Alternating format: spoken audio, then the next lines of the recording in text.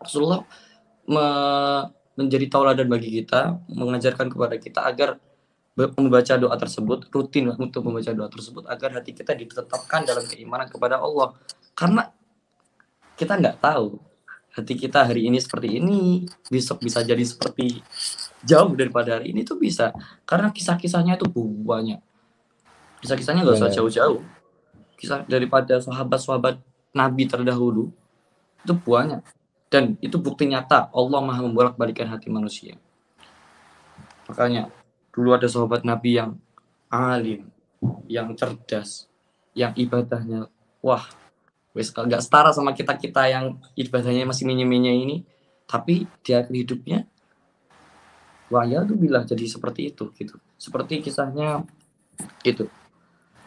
Siapa itu Mas Akam yang pernah diutus Sayyidina Umar ke Mesir buat ngajarin Quran, padahal yang ibadahnya itu top tier udah, ibadah hafal Quran bahkan. Tapi di akhir hayatnya karena keimanan beliau, ya apa kata Gusti Allah ya, mungkin karena beliaunya gimana akhirnya beliau yang membunuh, iya ya, beliau akhirnya suul khotimah karena beliau yang membunuh Sayyidina Ali bin Abi Thalib. Makanya bahkan pernah diwanti-wanti sama Rasulullah sama ke Sayyidina Ali itu, yang membunuh kamu adalah seburuk-buruknya manusia. Ya itu. Siapa dah namanya? Di malam itu saya baca, ya Allah.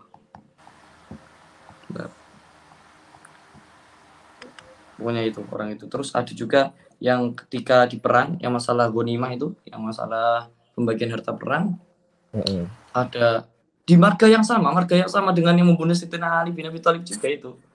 Jadi beliaunya orang alim, bahkan beliau yang memimpin perang di saat itu.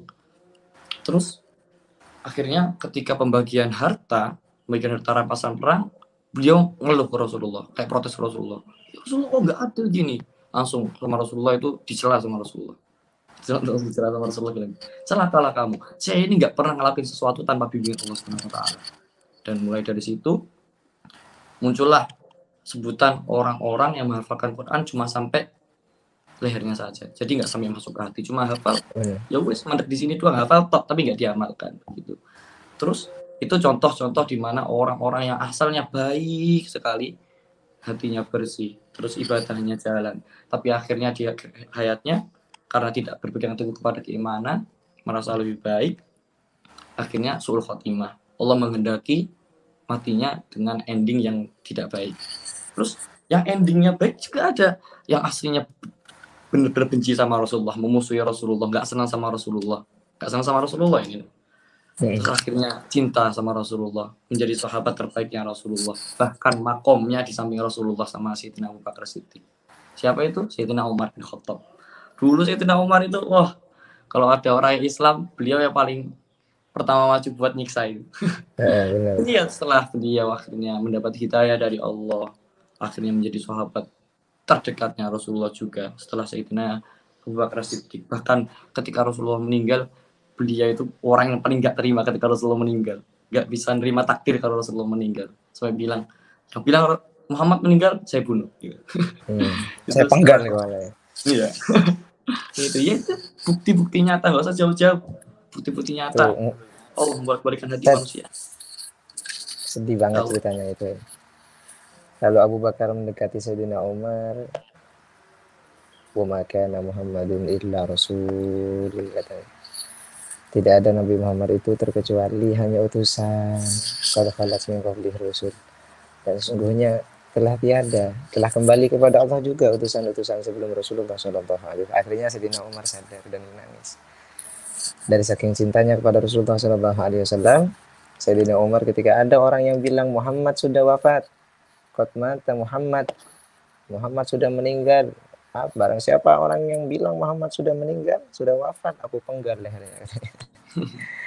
Kata Sayyidina Umar. Kemudian didekati oleh Abu Bakar Siddiq, karena beliau Abu Bakar orangnya memang lutuf, orangnya memang halus, lembut ya Abu Bakar.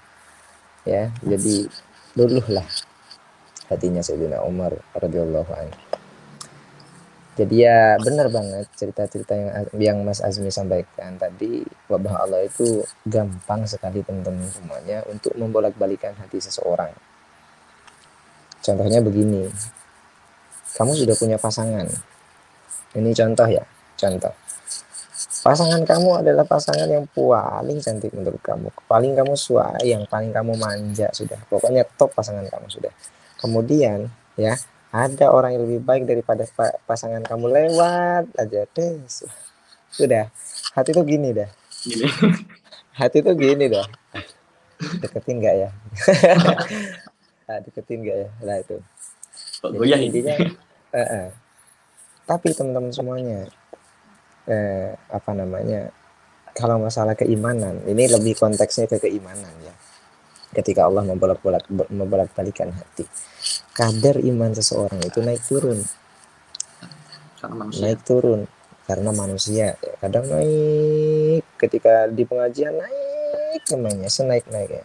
Dengerin khusyuk, salawatan, nangis, pulang dari pengajian, wah udah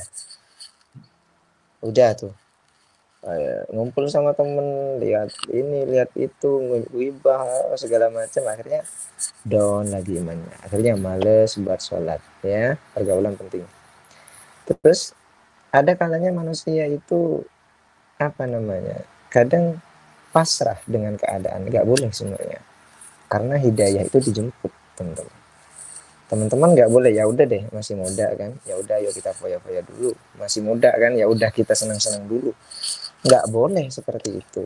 Kita harus mengejar hidayah sekuat kita, semampu kita, agar supaya hati kita dibuka oleh Allah Subhanahu wa Ta'ala. Dan salah satu cara ya, harus ada teman yang benar-benar mampu ngingetin kamu dalam kebaikan. Itu aja. Ya, memang Allah Maha membolak-balikan hati, teman-teman. Tapi kita juga harus berusaha. Ya, ikhtiar penting. Walladzina jahadu fina lanahdiyannahum subulana. Ya. Barang siapa yang bersungguh-sungguh di jalanku, kata Allah Subhanahu wa Ta'ala, lanahdiyannahum subulana. Maka aku bakal berikan dia hidayah. Aku bakal berikan dia jalan yang baik. Itu firman Allah Subhanahu wa Ta'ala.